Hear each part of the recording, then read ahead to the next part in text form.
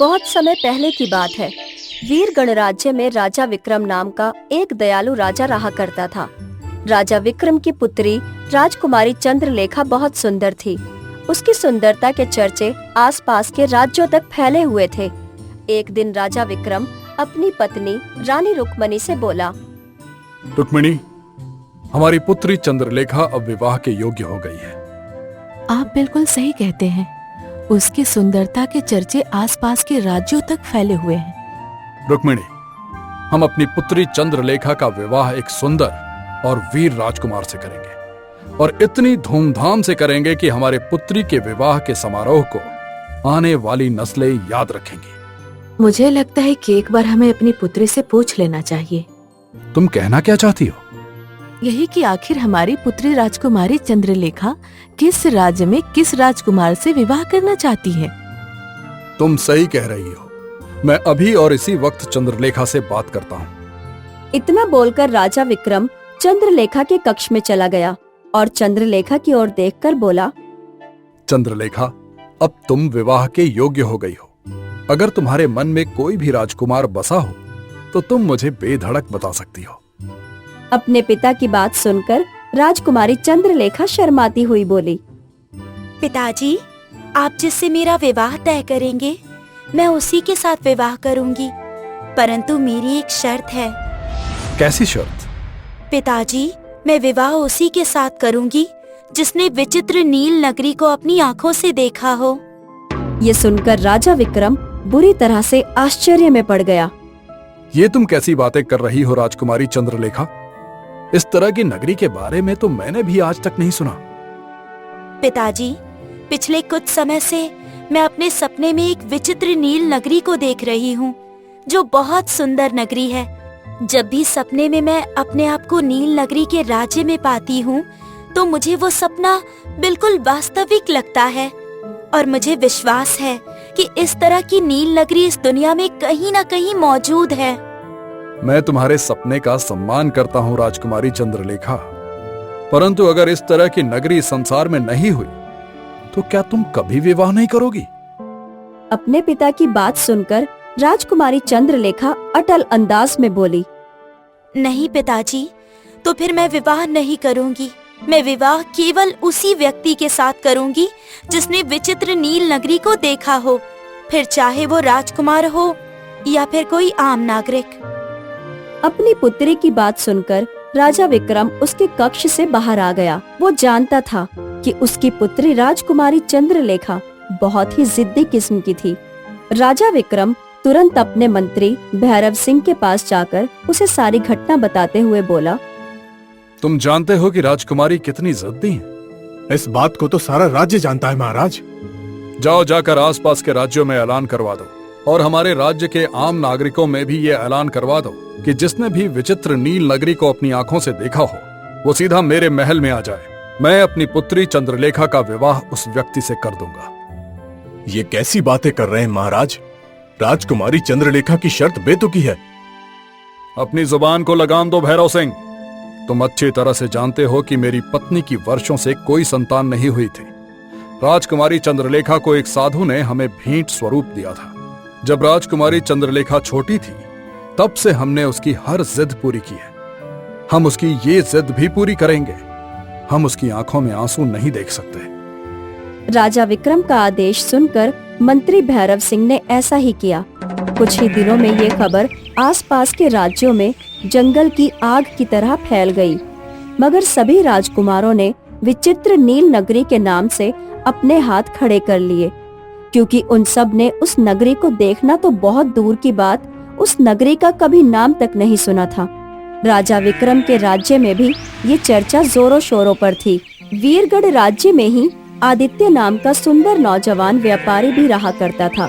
आदित्य दूसरे राज्य से अपने घर पर आया ही था कि तभी उसकी माँ रूपमणि उसे बोली, पहले तो तू व्यापार के सिलसिले में जब इस राज्य से बाहर जाता था तो कुछ दिनों में लौट आता था, लेकिन अब तो तुझे लौटने में महीनों का समय लग जाता है। माँ, व्यापार धीरे धीरे आगे बढ़ता जा रहा है और मैं चाहता हूँ कि मैं अपने पिता के व्यापार को अपने देश के अलावा विदेश में भी स्थापित करूँ। तेरे पिताजी भी बिल्कुल तेरी तरह थे। अच्छा वो सब बातें छोड़, देख मुझसे अब बुढ़ापे में ये सब घर का काम नहीं होता। आप चिंता क्यों करती हो माँ? मैं घर पर नौकरानी रख लेता हूँ। अरे बुद्धू, मेरा कहने का मतलब ये है कि तू विवाह करके बहू को घर ले आ। बहू जब घर आ जाएगी तो उससे बातें करने में मेरा भी समय कट जाया करेगा। ये सुनते ही आदित्य हंसते हुए बोला। अच्छा माँ, जब मैंने राज्य में प्रवेश किया तब मैंने एक अजीब खबर सुनी। कैसी खबर? मैंने सुना है कि राजा विक्रम की पुत्री चंद्रलेखा ने विवाह की एक शर्त रखी है। शर्त के अनुसार जिसने भी विचित्र नील नगरी को देखा है वो उसी के साथ विवाह करेंगी। हाँ हाँ, तूने बिल्कुल सही सुना है। मुझे नहीं पता था कि राजा विक्रम की पुत्री चंद्रलेखा एक मूर्ख स्त्री होगी, क्योंकि इस तरह की नगरी तो है ही नहीं। उसे जीवन भर कुंवारा ही रहना पड़ेगा। यही तो मैं आपसे कहना चाहता हूँ माँ, जब इस तरह की नगरी है ही नहीं तो क्यों ना मैं ही राजकुमारी चंद्रलेखा से विवाह कर लूं। मैं उनसे बोल दूंगा कि मैंने उस नगरी को देखा है। जो सुनकर रुक्मणी डर गई। नहीं बेटा, ये तो धोखा होगा। अरे कोई धोखा नहीं होगा माँ, इसी बहाने आपको राजकुमारी बहू भी तो मिल जाएगी ना। और वैसे भी मैंने राजकुमारी चंद्रलेखा की सुंदरता के चर्चे बहुत सुने हैं। अगले दिन आदित्य राजमहल में पहुंचकर एक सैनिक से बोला। महाराज विक्रम से जाकर कहो मैंने विचित्र नील नगरी को देखा है। ये सुनकर सैनिक बुरी तरह से आश्चर्य में पड़ गया और दौड़ता हुआ राजा विक्रम के पास जाकर बोला। महाराज, महल के बाहर एक सुंदर युवक खड़ा है जो कह रहा है कि उसने विचित्र नील नगरी को देखा है। ये सुनकर राजा विक्रम और उसकी पुत्री चंद्रलेखा बुरी तरह से चौंक पड़े। राजा विक्रम सैनिक से बोले, जाओ, जाकर उस युवक को तुरंत यहाँ पर लेकर आओ। कुछ देर में आदित्य राजा विक्रम और राजकुमारी चंद्रलेखा के सामने खड़ा हुआ था। राजकुमारी चंद्रलेखा आदित्य की ओर देखकर बोली, क्या तुमने वास्तव में विचित्र नील नगरी को देखा है? हाँ राजकुमारी चंद्रलेखा, मैंने उस नगरी को अपनी आंखों से देखा है। तो मुझे बताओ, उस नगरी का द्वार किस रंग का है? राजकुमारी चंद्रलेखा, उस नगरी का द्वार नीले रंग का है और वहाँ आसपास नीले रंग की किरणें ही फैली रहती हैं। ये सुनकर राजकुमारी चंद्रलेखा बुरी तरह से क्रोधित होते हुए बोली, तुम झूठे और मक्कार हो। विचित्र नील नगरी ऐसी नहीं है और सच तो ये है कि विचित्र नील नगरी का कोई द्वार ही नहीं है। ये सुनकर राजा विक्रम बुरी तरह से क्रोधित होकर अपने सैनिकों की ओर देखकर बोले, इस झूठे मक्कार नौजवान को धक्के देकर महल के बाहर फेंक दो। सैनिकों ने तुरंत आदित्य को महल से बाहर फेंक दिया। आदित्य अपने कपड़ों से धूल झाड़ता हुआ अपने आप से बोला, आज तो बहुत ही ज्यादा अपमान हो गया। अगर ये बात माँ को पता लग गई तो वो मेरे बारे में क्या सोचेंगी, और अगर ये बात किसी और को पता लगी तो सारे राज्य के लोग मेरा मजाक उड़ाएंगे। अब तो बात मेरे आत्मसम्मान की है। चाहे कुछ भी हो जाए, मैं विचित्र नील नगरी में घूम कर आऊंगा और राजकुमारी चंद्रलेखा से विवाह करके उसे अपनी पत्नी बनाकर ही घर लौटूंगा। इसके लिए मुझे घने जंगल में तपस्या कर रहे साधु महाराज की मदद लेनी होगी, जिनके बारे में अक्सर मेरी माँ मुझे बताया करती हैं। इतना बोलकर आदित्य अपने घोड़े पर बैठकर घने जंगल की ओर निकल पड़ा।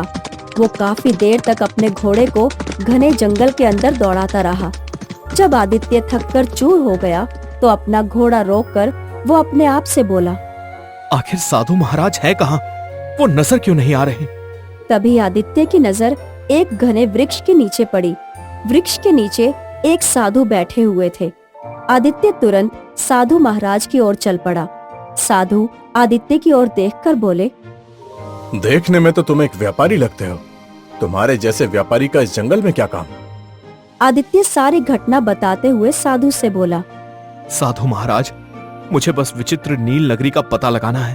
आप मेरी सहायता कीजिए। मुझे बताइए कि ये विचित्र नगरी कहाँ है। आदित्य की बात सुनकर साधु पूरी तरह से चौंकता हुआ बोला, इस तरह की नगरी के बारे में तो मैंने कभी सुना ही नहीं। तो फिर मैं कैसे बता सकता हूँ कि वो इस संसार में कहाँ है? मुझे लगता है कि राजकुमारी को विवाह नहीं करना, इसलिए वो इस तरह की शर्त रख रही है। नहीं साधु महाराज, मैंने राजकुमारी के चेहरे को बहुत गौर से देखा है। मुझे उनके चेहरे पर सच्चाई नजर आ रही थी। मुझे पूरा विश्वास है कि इस तरह की नगरी इस संसार में कहीं ना कहीं तो जरूर मौजूद है। आदित्य की बात सुनकर साधु बहुत गहरी सोच में डूबता हुआ बोला। इस जंगल के अंदर एक मायावी जंगल है। कहते हैं उस जंगल में मायावी प्राणी रहते हैं जो इंसानों की आवाज में बातें करते हैं। उस मायावी जंगल में एक साधु का वास है। अगर विचित्र नील नगरी का कोई पता बता सकता है तो केवल वही साधु महाराज बता सकते हैं। लेकिन मैं तुम्हें एक बात बता दूं, उस मायावी जंगल में आज तक कोई भी गया है वो जीवित बचकर वापस नहीं आया। बात मेरे आत्मसम्मान की है साधु महाराज, और मैं अपने आत्मसम्मान के लिए बड़े से बड़ा खतरा मोल लेने के लिए तैयार हूं। अगर मुझे विचित्र जादुई नील नगरी का पता उस मायावी जंगल में जाकर पता लगाना है तो मैं अपनी जान हथेली पर लेकर उस मायावी जंगल में जरूर जाऊंगा। इतना बोलकर आदित्य अपने घोड़े पर बैठकर उस मायावी जंगल की ओर चल दिया। आदित्य शाम तक अपना घोड़ा दौड़ाता रहा। जब उसका घोड़ा थक कर चूर हो गया, आदित्य ने अपना घोड़ा एक पेड़ के नीचे खड़ा कर दिया। तभी उसकी नजर एक सुंदर हिरनी पर पड़ी। आदित्य ने देखा कि एक लंबा और काला सर्प हिरनी को डसने के लिए बैठा हुआ था। आदित्य को न जाने क्यों उस हिरनी को देखकर बड़ा ही तरस आ गया। आदित्य ने तुरंत ही अपनी तलवार निकाल ली। आदित्य सर्प के ऊपर वार करने ही वाला था कि तभी वो सर्प आदित्य की ओर देखकर इंसानी आवाज में बोला, पर तुम मुझे नहीं मार सकते। अगर तुम मुझे मारोगे तो तुम स्वयं भी जीवित नहीं बचोगे। सर्प के मुंह से इंसानी आवाज सुनकर आदित्य बुरी तरह से चौंक पड़ा। तुम तो सर्प हो, और सर्प इंसानों की आवाज में बात नहीं करते। तुम मायावी जंगल के अंदर हो। आदित्य अपने मन में बोला। समझ गया, इसका मतलब साधु महाराज ने सही कहा था। इतना बोलकर आदित्य सर्प से बोला, इस हिरनी को छोड़ दो। नहीं, मैं इसे नहीं छोड़ सकता। मैं इसे केवल एक ही शर्त पर छोड़ सकता हूँ। कैसी शर्त? इसके बदले मैं तुम्हें डसूंगा। फैसला तुम्हारे हाथों में है।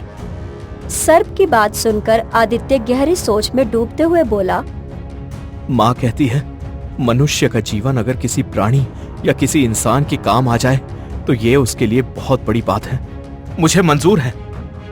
आदित्य ने इतना कहा ही था कि तभी रंग बिरंगी किरणों के साथ वो सर्प एक साधु में परिवर्तित हो गया।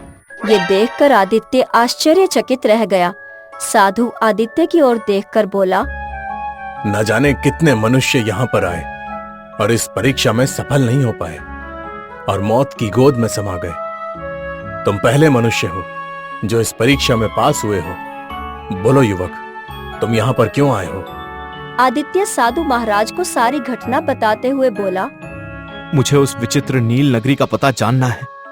साधु रहस्यमय अंदाज में आदित्य की ओर देखते हुए बोला, ये मायावी जंगल है। इस जंगल के अंदर चले जाओ, तुम अपनी सही जगह पर पहुंच जाओगे।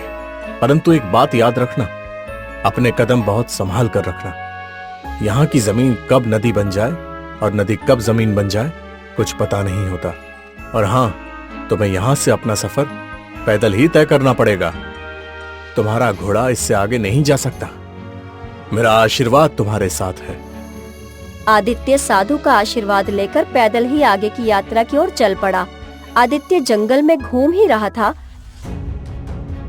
कि अचानक वो डूबने लगा। आदित्य बुरी तरह से घबराते हुए अपने आप से बोला, ये क्या हो रहा है? मैं कैसे डूब सकता हूँ? आदित्य ने अपनी नजर जैसे ही जमीन पर दौड़ाई तो उसने देखा कि वो एक नदी के ऊपर था।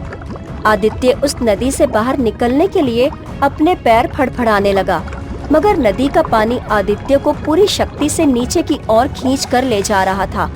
आदित्य नदी के अंदर बेहोश हो गया।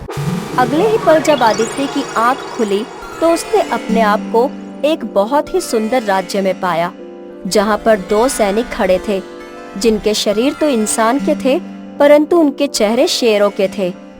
उनमें से एक सैनिक आदित्य की ओर देखकर बोला, तुम तो कोई मनुष्य हो, तुम विचित्र नील नगरी में कैसे आए? तभी दूसरा सैनिक पहले सैनिक से बोला, इसे महाराज के पास ले जाना चाहिए। दोनों सैनिक आदित्य को पकड़कर एक महल के अंदर ले गए। महल के अंदर एक मनुष्य जैसा दिखने वाला राजा खड़ा हुआ था, जो आदित्य को देखकर चौंकता हुआ बोला, तुम तो एक मनुष्य हो भला तुम विचित्र नील नगरी में कैसे आ गए? आदित्य सारी घटना बताते हुए बोला। मुझे केवल इतना याद है कि मैं नदी में बेहोश हो गया था। उसके बाद मेरी आंख यहाँ पर खुली है। आदित्य की बात सुनकर राजा रहस्यमय अंदाज में मुस्कुराते हुए बोला। तुम जिस नदी में डूबे थे, उस नदी में हमारी जादुई दुनिया का द्वार खुलता है। आपकी जादुई दुनिया का द्वार? मैं कुछ समझा नहीं। तुम जिस नदी की बात कर रहे हो वो पृथ्वी लोक में बहती है, परंतु इस समय तुम विचित्र नील नगरी में हो, जो कि तुम्हारी पृथ्वी पर नहीं है, बल्कि ये एक अलग लोक है। इसके बारे में केवल कुछ साधु ही जानते हैं। हम तुम्हारा बरसों से इंतजार कर रहे थे मनुष्य। तुम ही हो जो हमारी पुत्री को शाप से आजादी दिला सकते हो। हमें अपनी पुत्री को देखे हुए बरसों बीत चुके हैं। ये सुनकर आदित्य बुरी तरह से चौंक पड़ा। तभी आदित्य की नजर महल में बनी हुई एक बहुत सुंदर मूर्ति पर पड़ी। आदित्य उस मूर्ति को देखकर बुरी तरह से चौंक पड़ा। ये मूर्ति तो चंद्रलेखा की है। इतना बोलकर आदित्य उस मूर्ति की ओर बढ़ गया। आदित्य ने जैसे ही उस मूर्ति को स्पर्श किया, अचानक वो बेहोश हो गया। अगले पल उसकी आंख राजा विक्रम महल के बाहर खुली। ये देखकर आदित्य बुरी तरह से आश्चर्यचकित रह गया। क्या मैंने जो सपना देखा था वो सपना था या वास्तविक था? नहीं नहीं, वो सपना ही नहीं, हकीकत था। मैंने जैसे ही उस मूर्ति को हाथ लगाया, अचानक से मैं बेहोश हो गया। आदित्य तुरंत महल के अंदर की ओर दौड़ा और एक सैनिक से बोला। सुनो, राजा विक्रम से कहो कि मैंने विचित्र नील नगरी को देखा है। कुछ देर बाद आदित्य राजा विक्रम और उसकी पुत्री राजकुमारी चंद्रलेखा के सामने खड़ा हुआ था। तो तुम वही हो जिसे हमने धक्के देकर महल से बाहर निकाला था। लगता है तुम फिर झूठ बोलकर मुझसे विवाह करने के इरादे से आए हो। नहीं राजकुमारी चंद्रलेखा, पहली बार में मैंने सच में झूठ बोला था, परंतु इस बार मैं बिल्कुल सत्य कह रहा हूँ। मैं विचित्र नील नगरी होकर आया हूँ। तो फिर बताओ मुझे, वो कैसी दिखती है? राजकुमारी चंद्रलेखा, विचित्र नील नगरी का राजा बिल्कुल इंसानों की तरह है, परंतु वहाँ के वासी आधे जानवर हैं और आधे मनुष्यों की तरह हैं। ये सुनकर रानी चंद्रलेखा बुरी तरह से चौंक पड़ी और अपने पिता की ओर देखकर बोली। पिताजी, ये बिल्कुल सही कह रहा है। समय आ गया है पिताजी, मेरा विचित्र नगरी जाने का। ये तुम क्या कह रही हो राजकुमारी? पिताजी, जिस सच को आपने वर्षों से मुझसे छुपाया, मैं उस सच को जान गई हूँ। मैं जानती हूँ कि मैं आपकी पुत्री नहीं हूँ, परंतु आप ये नहीं जानते कि मैं वीर गणराज्य की राजकुमारी नहीं, बल्कि विचित्र नील नगरी की राजकुमारी हूँ। राजकुमारी चंद्रलेखा ने इतना कहा ही था कि तभी रंग बिरंगी किरणों के साथ वहाँ पर एक साधु प्रकट हो गया। वो साधु वही था जिसने राजा विक्रम को वर्षों पहले राजकुमारी चंद्रलेखा को भेंट किया था। उस साधु को देखकर राजा विक्रम बुरी तरह से चौंक पड़ा। साधु रहस्यमय अंदाज में राजा विक्रम से बोला। तुम्हारी पुत्री सही कह रही है राजन। मैं अभी भी कुछ समझ नहीं पा रहा हूँ साधु महाराज। जहाँ तक मैं जानता हूँ, राजकुमारी चंद्रलेखा केवल कुछ महीनों की थी जब आपने इसे मुझे सौंपा था। मैंने इसकी परवरिश की, ये मेरे सामने बड़ी हुई। फिर ये विचित्र नील नगरी की राजकुमारी कैसे हो सकती है? विचित्र नील नगरी एक बहुत ही सुंदर नगरी है। बहुत ही ज्ञानी साधु उस नगरी में तपस्या करने के लिए जाते हैं। विचित्र नील नगरी पृथ्वी लोक से अलग दूसरे जादुई लोक में है। वर्षों पहले मैं उस विचित्र नगरी में एक दिन तपस्या कर रहा था कि तभी नील नगरी की राजकुमारी ने मेरी तपस्या भंग कर दी। मुझे बुरी तरह से क्रोध आ गया और मैंने उसको श्राप दे दिया। श्राप के लगते ही राजकुमारी चंद्रलेखा पत्थर की मूर्ति में परिवर्तित हो गई। यह देखकर राजकुमारी का पिता फूट फूट कर रोने लगा। मुझे उस पर दया आ गई। तब मैंने उससे कहा कि उसकी पुत्री चंद्रलेखा मनुष्य के रूप में पृथ्वी लोक पर एक बहुत गरीब परिवार के यहाँ जन्म लेगी। दुर्भाग्यवश जब राजकुमारी चंद्रलेखा 1 वर्ष की हुई तो इसे जन्म देने वाली स्वर्ग से धार गई। तब मैंने इसे तुम्हें भेंट में दे दिया।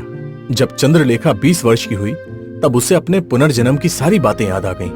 राजकुमारी चंद्रलेखा उसी नील नगरी की राजकुमारी है।